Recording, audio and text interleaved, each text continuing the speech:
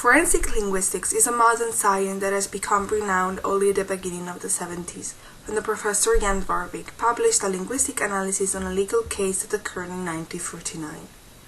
The term forensic linguistics refers to the study and the analysis of the language in legal methods, where experts analyze both written evidence, such as suicide notes, statements and wills, and oral evidence, such as recording and wiretaping. More in particular, the International Association of Forensic Linguists recognizes four aspects in which the language is used in legal matters. There is the language in law, language in legal process, research and teaching, and language as evidence. That is also the central topic of my thesis. Before considering a document and evidence, experts need to take into account the quality and the length or duration and oral evidence of the document itself. If the evidence is long enough, experts compare the samples available.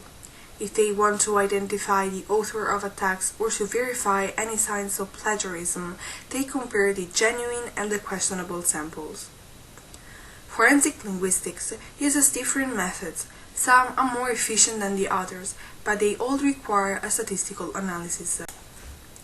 There is the quantitative method that regards the statistical analysis and also the qualitative method that regards the linearity of the evidence itself, or also the so-called profile-based method where all the samples are analyzed collectively, and the Easton-based methods where all the samples are analyzed separately and results to be more efficient when long documents are available. Furthermore, the science of forensic linguistics analyzes the evidence in order to create a linguistic profile of the writer or the speaker, highlighting his or her style, pronunciation, terminology, and all those linguistic characteristics that form an individual. Those aspects originate from the varieties of a language that can be attributed to geographical origins, gender, and age of the individual itself. More in particular, language can be influenced by dialects, the way of speaking that is different from the standard variety of the language used by specific communities, or by the register that depends on the circumstances or the formality of a speech. A language can be also influenced by the jargon that refers to the use of the language of a particular group that shares the same code and style, and it can also be influenced by the gender of the person. All those characteristics form the so-called idiolect, a unique way of writing or speaking different for every individual as a result of the linguistic experiences gained throughout his or her life, but it also depends on psychological and sociological factors. The idiolect, also called linguistic fingerprint, regards oral communications as well, and in the legal field the science that studies oral evidence is called forensic phonetics.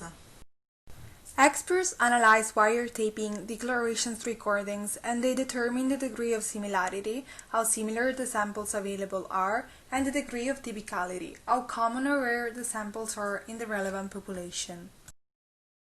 Since the 70s, numerous criminal cases have used the analysis of language during investigations. In particular, forensic linguistics was used in the Theodore Kaczynski case, also known as the Unabomber case, an American terrorist that mailed or personally delivered a series of sophisticated bombs for almost 2 decades. In 1995, he published his manuscript titled The Industrial Society and Its Future, where he claimed that industrialization had ruined modern society. The brother of the terrorist recognized the style and the ideas of his brother Theodore in the manifesto, therefore he provided investigators with some letters that belonged to Kaczynski. The experts compared all the documents available, and they found out that the style and some particular terms appeared in both the letters they were given and in the Unabomber manuscript. The FBI obtained a search warrant for his cabin, where investigators found the original manifesto along with parts of bomb, and the terrorist was finally arrested.